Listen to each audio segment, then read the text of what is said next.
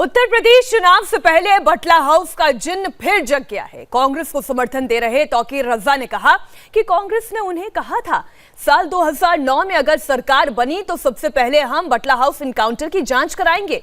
अगर बटला house encounter की जांच करा ली गई होती तो दुनिया को यह पता चल जाता कि जो मारे गए वो आतंकी नहीं थे, उन्हें शहीद का दर्जा मिलना चाहिए था। गौर करिएगा, शहीद का दर्जा। आगे रजा ये कहते हैं कि अब जब मैं प्रियंका गांधी से मिला और उन्हें करीब से समझने की कोशिश की तो मैंने महसूस किया कि इस वक्त केवल उत्तर प्रदेश ही नहीं बल्कि पूरे देश में ये दो भाई बहन हैं जो सच्चे सेक्युलरिस्ट हैं। ये लोकतंत्र में यकीन रखते हैं। बाकी तमाम लोग लोकतंत्र की, सेक्युलरिज्म की बातें करते हैं।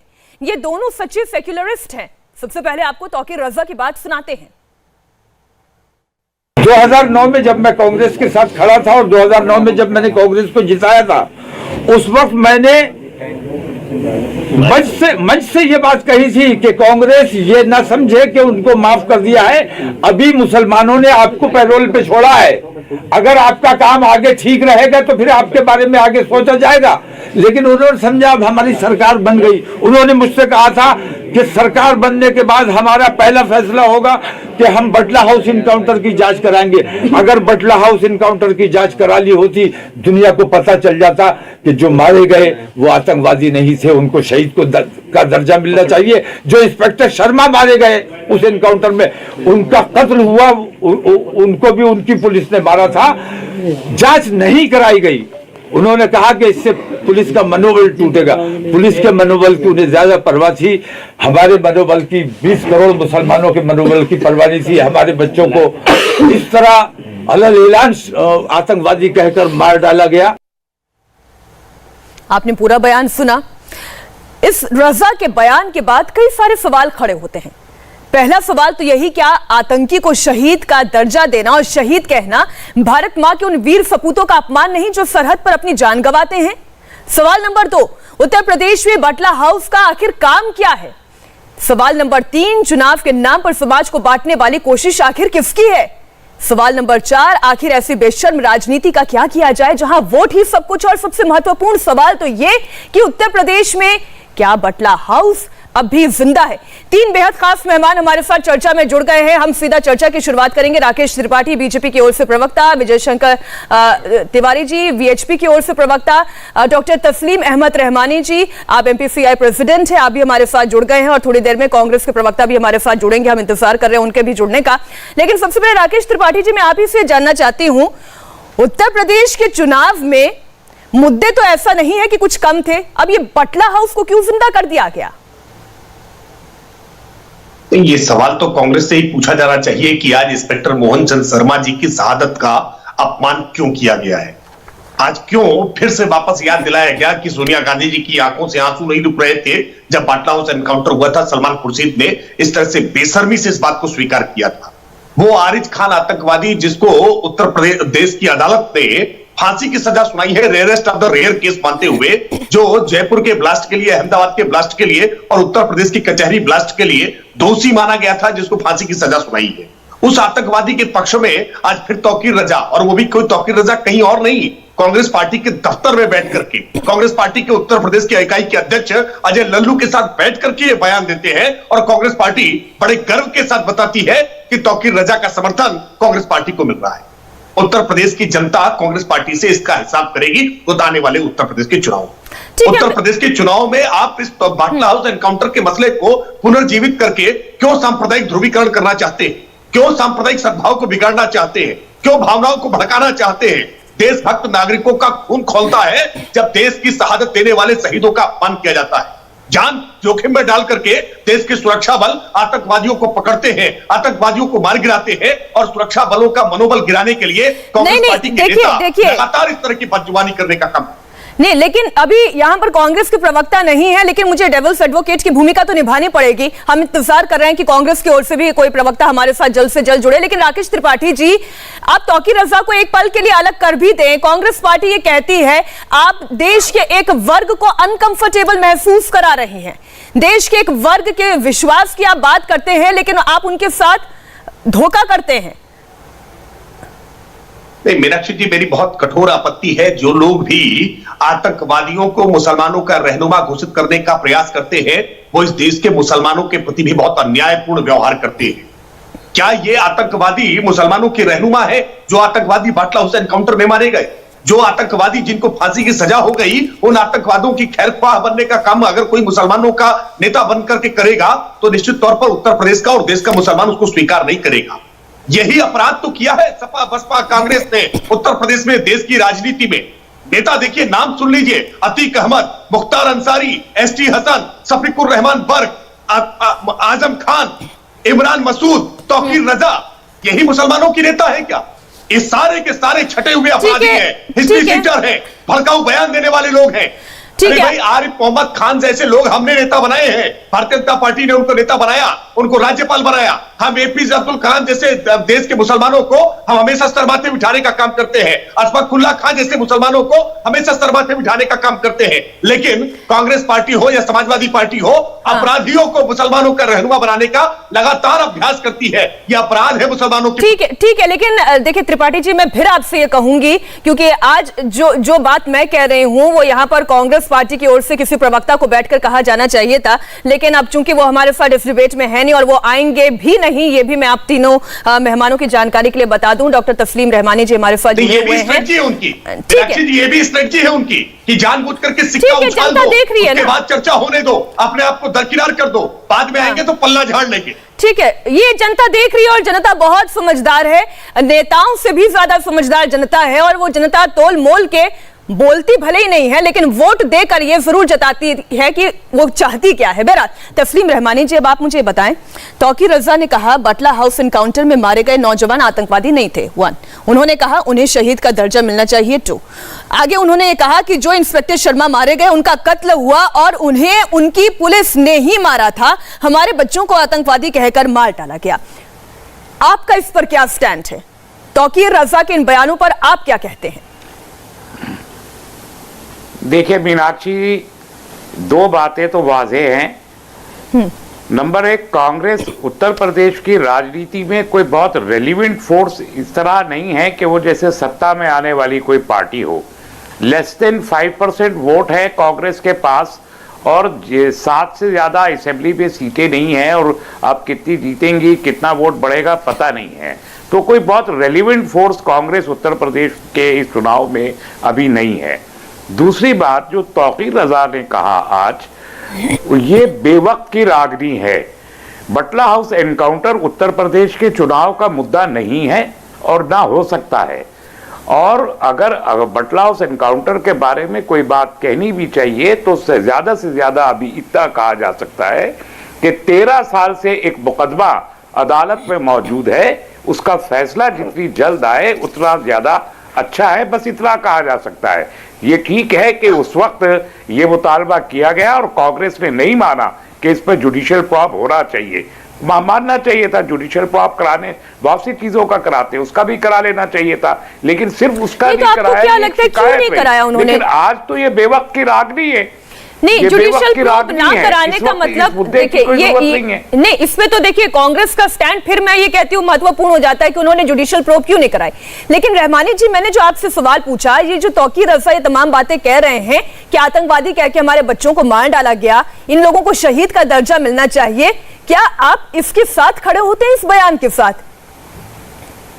नहीं, मैं ये कह रहा हूं कि ये मैटर अभी तक सब जुडिस है, और जब तक कोर्ट तय नहीं कर देता हम किसी को आतंकवादी नहीं कह सकते। जिस तरीके से यहाँ बीजेपी के जो तर्जुमान हैं वो ये फरमा रहे हैं, जितने उन्होंने मुसलमानों के नाम लिए वो सबके सब अगर टेररिस्ट इनको ये मानते हैं, और सिर्फ बीजेपी जिन मुसलमानों को मौका दे वो नेशनलिस्ट हैं, और उसके बाहर सबके सब जो भी मुसलमान पॉलिटिक्स करना चाहते हैं वो सबके सब अगर टेररिस्ट ये मानते हैं तो ये इनकी सोच हो सकती है। देश इसे भी देख रहा है और जानता है कि एसटी हसन या शफीकुर रहमान बर्क ये क्या, और ये जितने तमाम नाम लिए, क्या ये सब टेररिस्ट हैं? क्या आप मुझे टेररिस्ट मानते हैं? नहीं, बिल्कुल नहीं तस्लीम रहमानी जी, मैं बहुत इज्जत के साथ, बहुत एहतराम के साथ, बहुत सम्मान के साथ मैं आपका नाम लेते हुए फिर आपसे ये सवाल पूछ रही हूँ। सर, मैं फिर बहुत सम्मान के साथ मैं आपसे ये सवाल पूछ रही हूँ। जिस वक्त मैं आपसे चर्चा कर रही हूं, मैं दर्शकों को एक बार फिर याद दिला दूं कि बटला हाउस एनकाउंटर से जुड़े हुए केस में तस्लीम रहमानी जी आप भी सुनिएगा, दिल्ली की अदालत ने इंडियन मुजाहिदीन के आतंकी आरिफ खान को दोषी करार दिया। आरिफ खान को दिल्ली पुलिस इंस्पेक्टर मोहन चंद शर्मा की हत्या का दोषी करार दिया। सर, क्या आपको पुलिस पर भरोसा नहीं, आपको कोर्ट पर भरोसा नहीं? इंडियन मुजाहिदीन का आतंकी, देखिए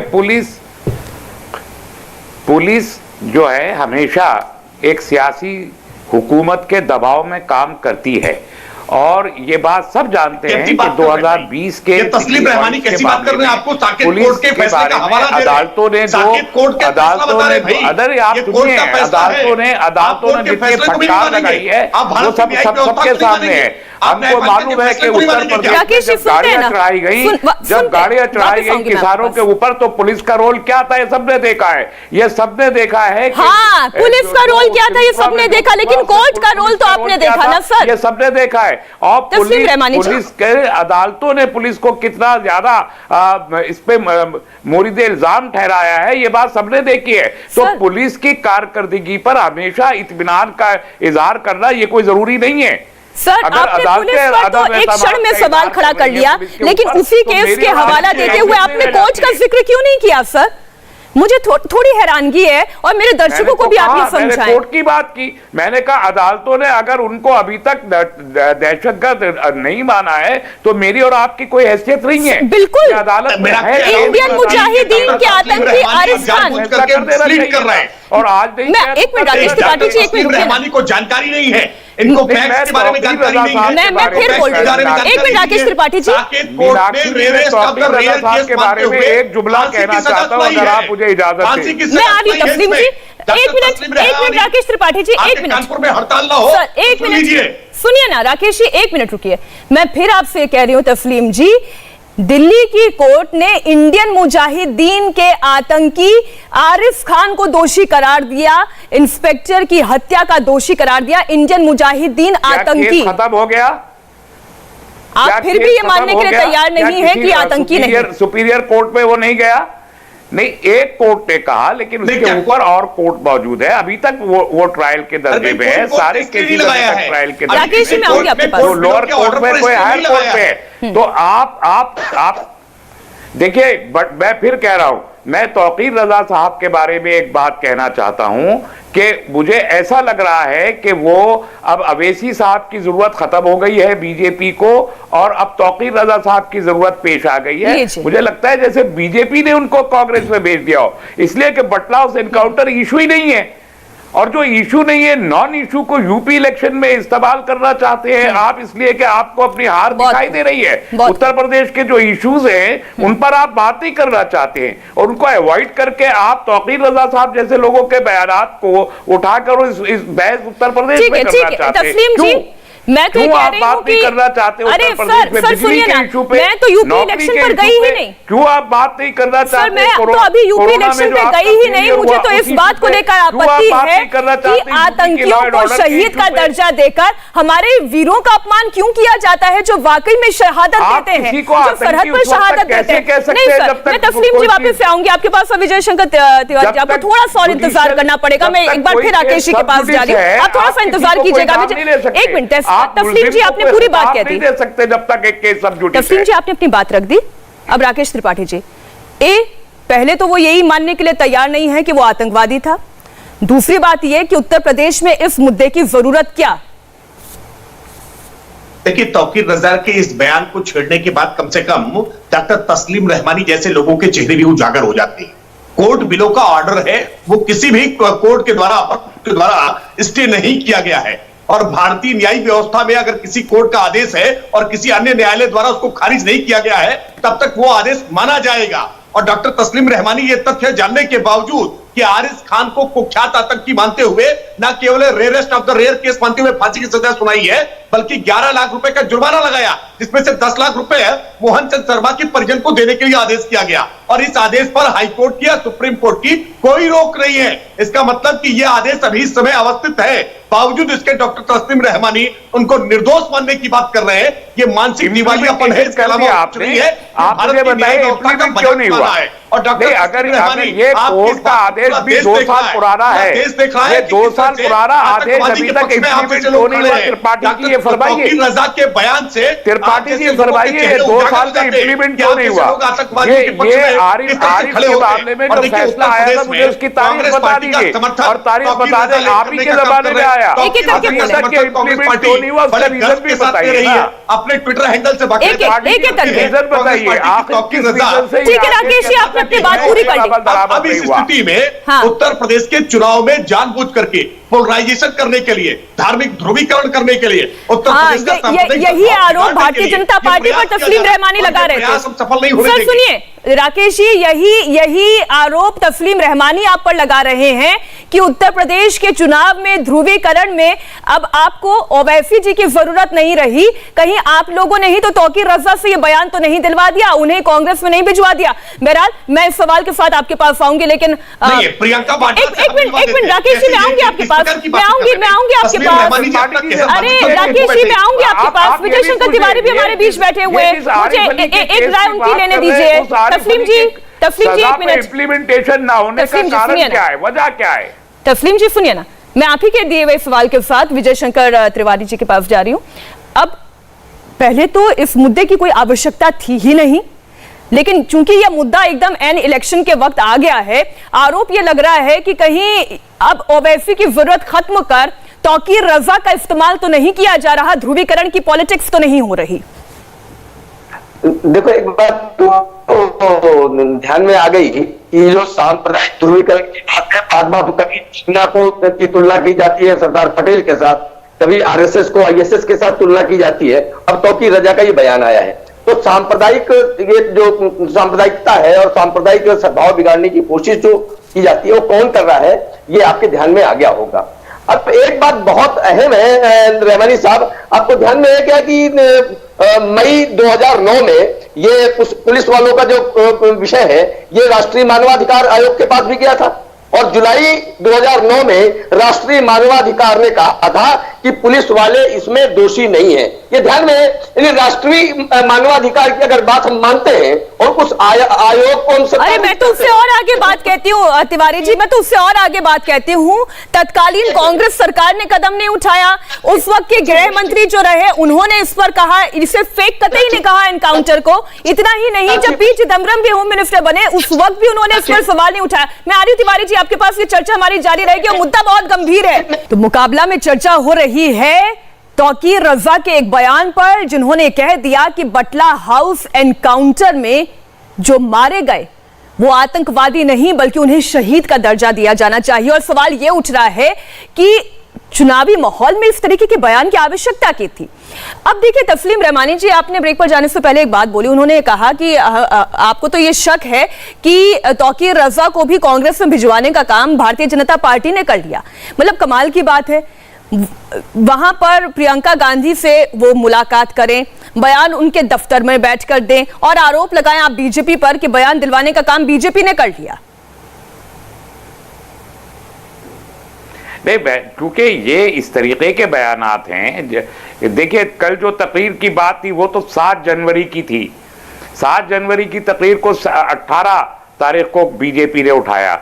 फिर कल उन्होंने ये जो बटला हाउस का मुद्दा उठा दिया, जिसकी इस वक्त कोई जरूरत नहीं थी। ये मुद्दे किसे सूट करते हैं? ये कांग्रेस को तो सूट नहीं करते, ये मुद्दे तो बीजेपी को सूट कर रहे हैं। मतलब कांग्रेस को पता ही नहीं कि तौकीर रजा ने इस तरीके का डिविसिव बयान दे दिया था। चाहिए, मैं तो इस बयान की कोई जरूरत ही महसूस नहीं करता, गैर जरूरी समझता हूं और बेवक्त का समझता हूं। मैंने कहा, और क्योंकि इससे जो असल मुद्दे उत्तर प्रदेश के हैं वो मुद्दे पीछे रह जाएंगे और ध्रुवीकरण के जो पोलराइजेशन के मुद्दे हैं उनको ताकत मिलेगी। नहीं, मतलब आप ये तस्लीम जी कहना चाह रहे हैं कि कांग्रेस पार्टी में इतनी राजनीतिक समझ ही नहीं है, पोलराइजेशन हो रहा है।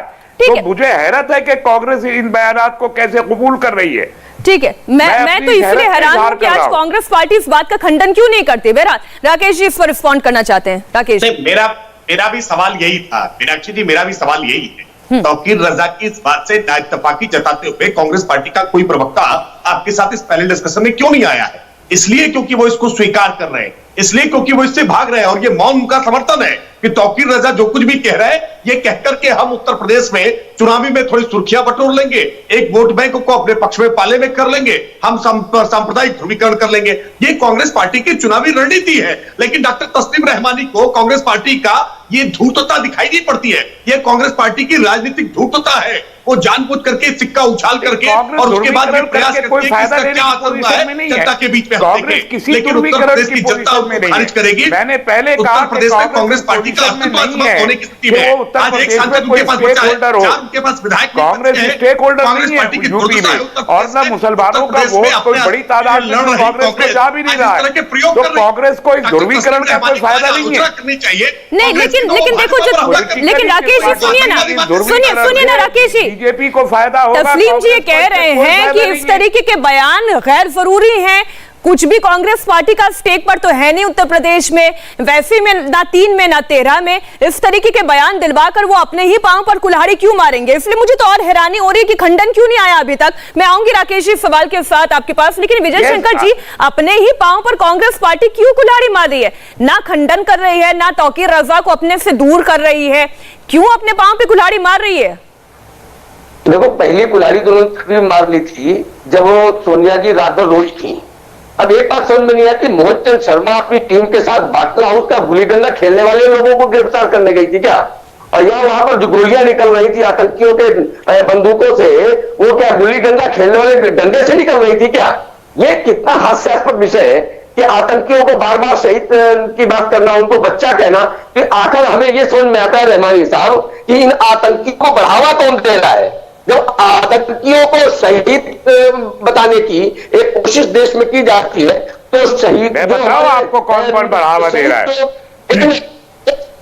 रहमानी साहब, तो ये जो आतंकी है, इनके पीछे कहीं ना कहीं आप जैसे लोग खड़े होते हैं जिससे उनकी ताकत बढ़ती है। और 185 लोगों की हत्या का दोषी आरिस खान को गिरफ्तार करने 8 मार्च 2008 को मोहनचंद शर्मा की टीम गई थी। ये बात अपने ध्यान में नहीं आती है।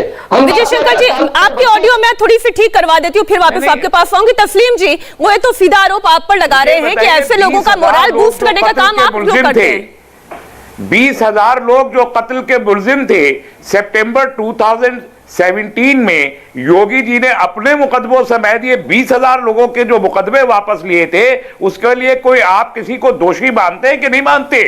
कि अदालत के प्रोसेस से ही उनको हटा के और सरकार ने फैसला लेके 20,000 लोगों को जो कत्ल के मुलजिम थे उनके मुकदमे वापस राकेश जी इसका जवाब देते हैं। आप इसमें कोई सवाल खड़ा नहीं करेंगे? योगी जी के ऊपर मुकदमा था कत्ल का, अब आप लूट का।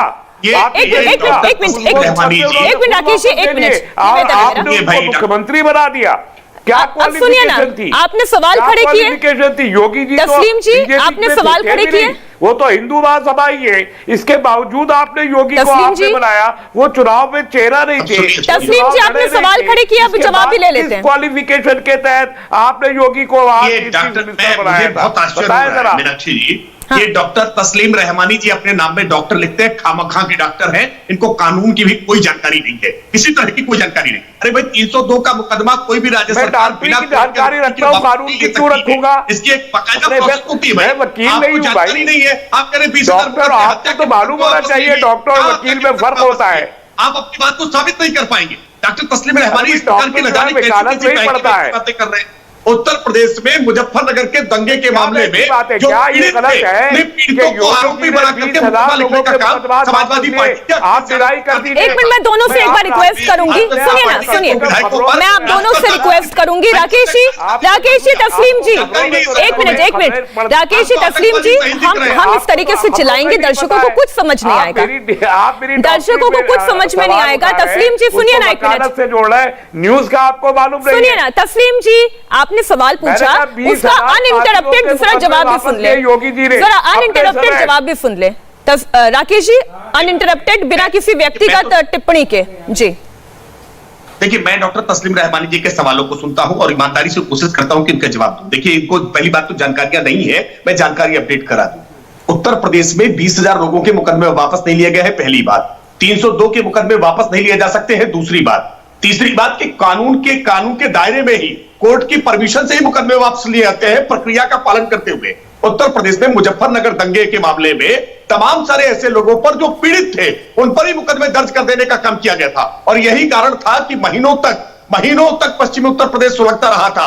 कई जिलों में दंगा फैल गया था, इसलिए क्योंकि पीड़ितों के खिलाफ कार्रवाई की जा रही थी और जो आरोपी थे उनको सरकारी विमान में बैठाल करके अखिलेश यादव जी अपने मुख्यमंत्री निवास में चाय पिला रहे थे। इस बात का आक्रोश जनता के बीच में था और इसीलिए दंगा लगातार फैलता रहा। आज योगी आदित्यनाथ जी की सरकार के कार्यकाल में क्यों नहीं एक भी दंगा हुआ है? इसका कारण यही है कि हमने आरोपियों की तुरंत गर्दन दबोचने का काम किया है। कहीं अगर किसी भी प्रकार की किसी ने दुस्साहस किया है तो हम कठोरता से कार्रवाई की है और इसी कारण से आज उत्तर प्रदेश में सुख शांति है, कानून का राज स्थापित हुआ है। जवाब ले लेते तस्लीम जी। अब मुझे जवाब देने दीजिए।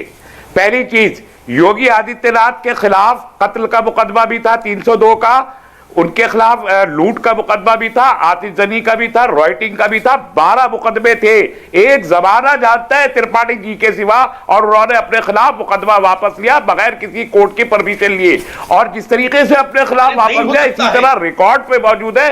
20,000 मुजरिमों के खिलाफ वापस लिए, यह भी रिकॉर्ड पे मौजूद है। मुजफ्फरनगर का आपने खुद मान लिया, 73 आरोपियों के खिलाफ उन्होंने जो कातिल थे जिन्होंने राइट भड़काया था वो आरोपी थे। ये कैसे तय हो कि आरोपी थे या नहीं थे जब मुकदमे वापस ले लिए गए? तो ये सारे गुंडों के खिलाफ मुकदमे वापस लिए। दूसरी बात आपने राइट्स की कही, नेशनल क्राइम रिपोर्टर के आप स्टैटिस्टिक्स उठा के देख लीजिए, 2017 से 2020 के बीच 24,000 कम्युनल राइट उत्तर प्रदेश में हुए योगी जी के बारे में।